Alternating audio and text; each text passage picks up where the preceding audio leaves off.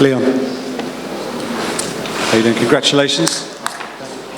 Winning the title is obviously an incredible special thing. What does it feel like to retain it, and especially to do it here on home soil? It's amazing, you know. It's like every kid dream to be able to live this moment out, and I said it all week. I truly believe that this is my era, you know. It's been a long time. I haven't lost a fight, 7-8 years, you know. So be able to come back to my hometown, defend my world title, have the crowd going as crazy as they've been going all week. Press conference, the weigh-ins, screaming out headshot, like it was madness, you know. And it's like I said, a dream come true. The first one ended in a knockout, and I know Kamaru in the lead up to the fight was talking about dominating rounds leading up to that. How satisfying is it to actually win it on the scorecards this time and actually be winning that amount of rounds against him in the fight rather than it being just a one-shot deal? I think just proved that how much I've improved, right, over the years. I wasn't able to show my performance in Utah because altitude. I think that shows now that attitude played a big part in my performance, you know. And yeah, but like I said, Kamaru's a tough opponent. He's got a great team behind him. But it's true, like I said, believe it's my time. And how does it feel? It was just a few years ago you walked out at the O2 to face Gunnar Nelson, and it felt like the crowd were more with Gunny than they were with you. And you've seen other fighters from the UK promoted above you in your weight class in the past. This was your night, main event, world champion, in front of all those fans. How much did this occasion and this whole week mean to you? Meant the world, you know, meant the world to me, and to be able to overcome so much in my career, you know. I took the hardest road to get here, you know, and I feel like you all know that I took the longest road to get here, and so to be able to now finally earned my respect the hard way, no one gave me nothing. It's even more satisfying for me, for my team, to believe in my team, believe in the UK mixed martial arts and what we're doing, you know. So it's definitely more satisfying for sure. And the last one from me. Dana was just up here and he said it's definitely going to be Colby for you next. Give us your thoughts on that. I don't know how that makes sense, you know. He hasn't fought for over a year and a half, sat out, not injured. I just don't get how he just slides in for the world title shot when there's other guys in the division that's been active, been fighting, didn't sit out. So yeah, like I said, I'm the king now. I've earned my way, you know. So I feel like I should decide who's next, you know. So yeah. In front of you, right here. In terms of your game plan, obviously in the second fight, you said the altitude played a big factor, but it seemed like you were on your back against the fence quite a bit. You found yourself in that situation here, but you successfully defended the takedown. So how much of this camp was just working on getting off the fence and keeping him off you against the fence? I got a great, like I said, team behind me, great wrestling coach, Camby, and that we drilled. We know that once he get his arms locked, he's effective with his takedowns, and also the game plan was just not letting him lock his hands together to secure the single leg or double leg. And I know once he did that, then the fight would be mine, you know. Colby, after the fight, said that after he watched the first round, he said it seems like Usman coming out southpaw frustrated you, or you couldn't figure it out. How true is that? Not true at all. You know, I think I came orthodox. You know what I mean? So, yeah, it is what it is. And you didn't seem to throw many punches. It was very kick heavy. Was that the game plan coming in? Yeah, I was attacking his legs, attacking his body. I know he would have been worried about the kicks, right, because of what happened in the last fight. So I was trying to use my kicks to set up my hands, to bring his hands down, to be able to land the head kick. But fair play to him and his team for working a great game plan, and him being disciplined all the way through the fight. For me, not landing a clean head kick, you know. The final one for me, what did you make of the point deduction for the fence grab? It seems like you didn't quite know what was happening until Turbine was like watching the replay. I thought I should have got a warning at least, like a final, like this is the final warning, you know, but we just took the point straight away, and but yeah, here's what it is. Leon, what is your relationship with Kamaru? Like, you didn't touch gloves at the beginning of the fight. You guys are kind of talking to each other in between rounds, but there does also seem to be a lot of mutual respect. I'm curious what your attitude is towards him. Is there a beef, or is it just like competitive? Just competitive, you know. Like I said, I wish him well in whatever he chooses to do next. You know, there was never no beef between me and Kamaru. I feel both just thought we was the better man, and that was it. You know, you heard his words after the fight, and I feel the same way, you know. Like I said, I wish him well. The sport is hard. So, yeah, respect to him. He also said that you'll see him again. Do you think there's any world where you'll fight him again? Probably not. Probably not. It's been 3 fights now, you know. So I want to move forward in my career. So yeah, I'll look towards more different fights, you know.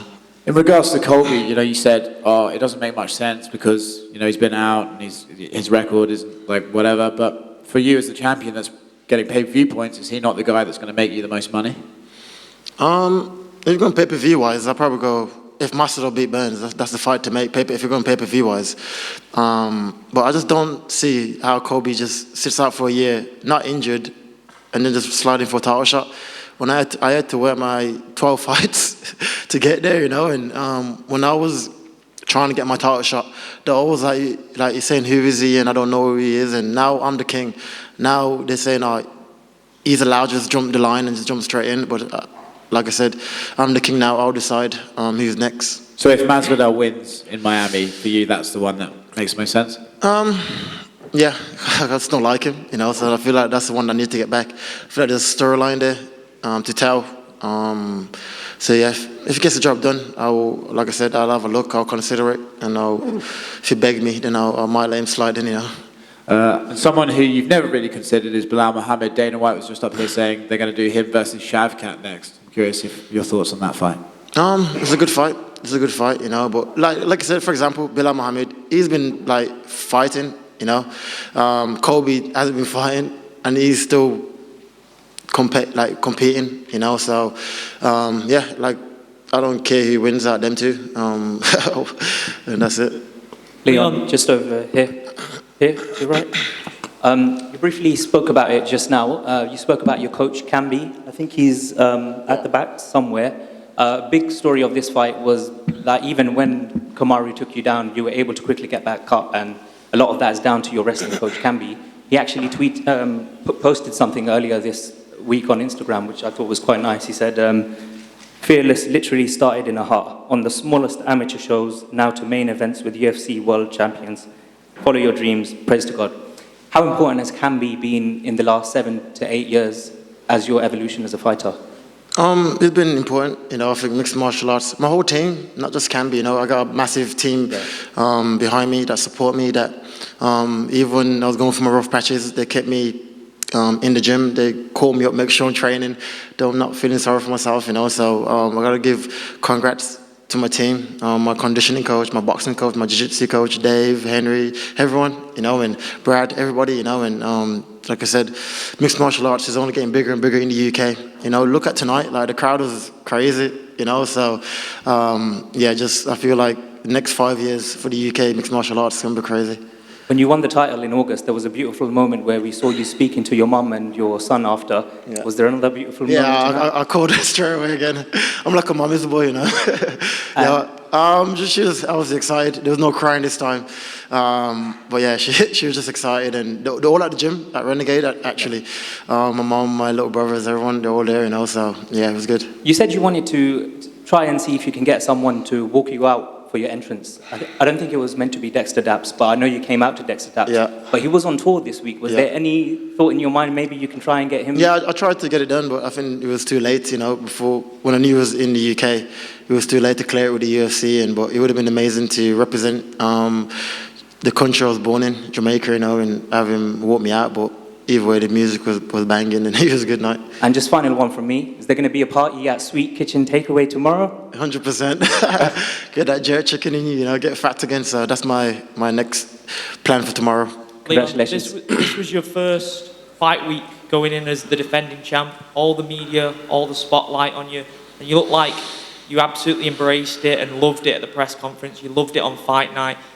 This has been what you've been working towards your whole career. How has it been now, upon reflection? You've still got the belt, and Dana's talking about you defending the belt 3 times in the UK this year as well. That'll be sick.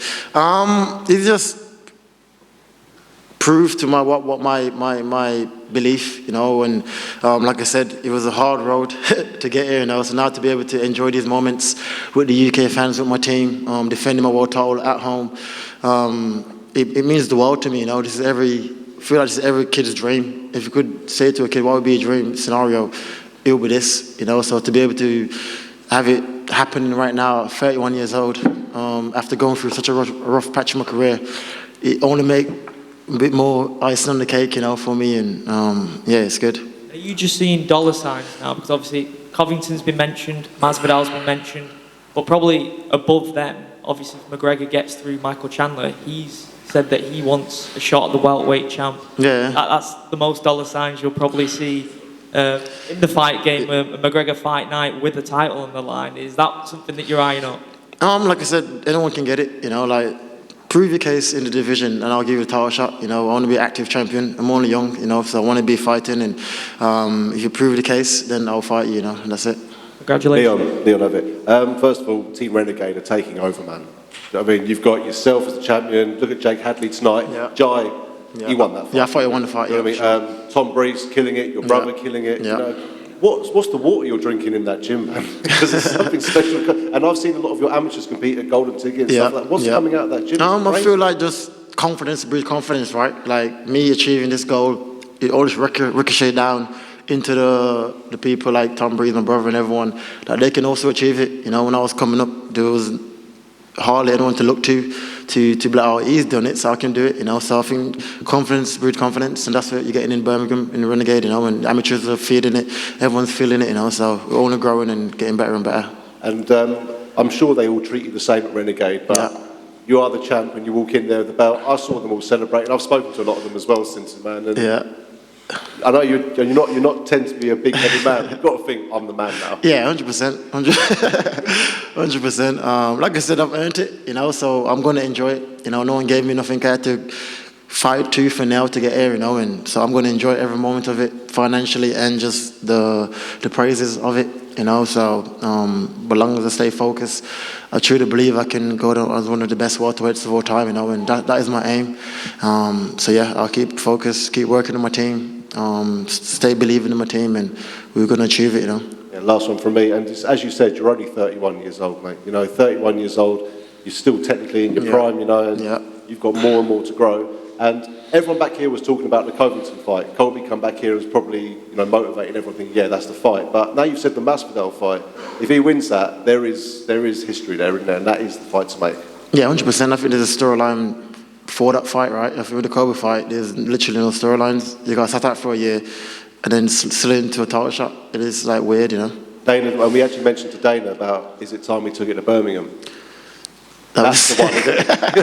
Yeah, that'd be good. I just mentioned it to him as well. As I was walking out, he says we'll sit down and we'll figure out what's next, you know. But like I said, I just want to represent the UK in a positive light, represent mixed martial arts in the UK and just grow the sport, you know. And it's growing. Like I said, look at the fans tonight, look at the people celebrating us. And so, yeah, if we come back 3 times this year, I'll definitely be a headline again. Congratulations, man. Thank you. Leon down to your left.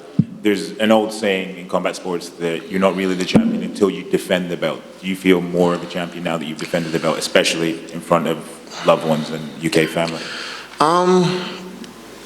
No, I feel like I'm a champion anyway, you know. Just somewhat I've overcome, you know, in life. I said all the time that the belt belongs to nobody, you know. It doesn't make or break me, you know. I've went through the thick and thin and feel that is what made me be able to seize these moments. You know, when I was walking out, I was calm. I felt like I belonged there, you know, and I feel like my life, my journey that I took helped me to prepare for these moments, you know, and I truly believe this is my time now. And you touched on your time there and like your reign in the era of the welterweight division. How do you foresee it being when it's all said and done? How does the Leon Edwards welterweight era end? Just retired on top, you know, from a kid born in Jamaica with nothing. My dad was involved in gang crimes, single mom, raised me since I was 13 years old. It's going to be a great story to tell, you know, and to be able to make my son proud of me and what I'm doing. And like I said, it means the world to me, you know. You caught Usman with a couple of head kicks. Were you surprised that he took them as well, given obviously how the last fight ended? Yeah. Because I know him and his team would be working the defense to it, you know, because I kind of like told him the reason why I caught him with head kicks. I knew they'd be working the defense to it. This is why I was attacking the legs, attacking the body, trying to get his arm to drop a bit lower. But yeah, fair play to him for taking the shot. He's a tough champion. You know, he had a good run in the division, and I wish him well in whatever he wants to do next. You know. And I know you said that anybody can get it. Islam Makhachev said that he wants to see you in Abu Dhabi in October. Anybody can get it, like I said. Leon, far right. Hey. Congratulations. You had said in the lead up to the fight that Kamaru would be affected mentally by the head kick knockout. Did you feel he was tentative at all when you were in there with him? Yeah, for sure. Like, he was pressuring well, but it wasn't throwing much. He didn't want to open himself up much, you know, to be countered. And but like I said, fair play to him for being able to come back and do as well as he did in the fight, you know. And I got no ill will towards Kamaru. You know, you heard his words after the fight in Octagon, and I feel the same way. You know, I think it's just a sport which me and him believe that we're the whoever is better, and that was it. You know, and like I said, I wish him well with his daughter, with his family, and whatever he wants to do next. Yeah. And another thing you talked about was the altitude in the second fight. He came out wrestling as well. A lot of people talked about how his wrestling pressure seems to break people anyway. So what did you make kind of his game plan when it came to the wrestling? I think it showed, right? He wasn't able to hold me against the cage. He more leans on you than attack takedowns, just to try to drain you, you know. I know once we didn't let him lock his hands together, I'll be able to stay on my feet and turn him and defend a takedown, you know. But yeah, that was it. Thank you. Leon, I know you've touched on it a little bit there on how much it would mean to you to headline in Birmingham. But how much would it mean to you to maybe do a stadium show at somewhere like Villa Park as the first UK stadium show? Oh, that'd be madness, you know. But I spoke to the UFC already, and they're saying they don't want to do a stadium show because the viewing for the fans is not the best, you know. But I think just do it anyway, just to make history. You know, I feel like you'll be able to sold out easy. Like, look how quick this sell out. You know, so hopefully we can get that in the UK because, like I said, mixed martial is growing. The fans are excited for it. So I feel we should keep feeding them and keep bringing big shows to the UK to promote mixed martial arts here, you know. Leon, just here. I know you said that you had no ill will towards Kamaru and it's just business at the end of the day. When it comes to Masvidal, what's that relationship like? And would you be able to keep composed if you did have a fight with him because there's that much hatred there? Yeah, for him, I just don't like him. I think he's a weirdo, so I don't know. I don't know what to say about him, you know. The only reason I'll give him the shot is because I don't like him. I mean, how do you think a fight with him would go? Do you think he actually styles up with you, or do you just... Nah, I think it'd be an easy fight for me, you know, and that's it. Any reason why he's a weirdo? He's just a weirdo. Thank you. Thank you. Did you hear the crowd chanting headshot? Headshot, yeah. Was it in any way distracting? Was it making you go, oh, I should do it now? Was it easy to stay in the game plan even though the crowd was, you know, chanting for the headshot? Yeah, 100%, because me and my team, we just talked, not letting the moment get over me, you know, don't let the crowd influence you too much. But after when I grabbed the mic and they were screaming it, like I said, this gave me goosebumps to be able to have that reaction from the crowd, from the hometown show. And yeah, it was a mad night, and I look forward to watching the video back just to be able to see, like, I can't remember walking out, you know, so I want to be able to see the walk out and just enjoy it, you know. And is there any point in defending the belt anywhere other than the UK? I know obviously Birmingham, but Dana's mentioned London, all that stuff. Would you entertain defences outside the UK, or are you just like, it just makes sense to be here all the time for your defences? Nah, I'll fight. Look at my career, you know, I fight all over the world. Singapore, I fought everywhere, Brazil. So, like, for me, it makes no difference, you know. I'll defeat anybody. Octagon is the same, right? Anywhere we go, so I'll fight anywhere. But if you come back to the UK, that'd be my number one priority, you know, to headline, keep growing the sport here in the UK, keep entertaining the fans. So that'd be my number one pick if I had to choose. Thank you.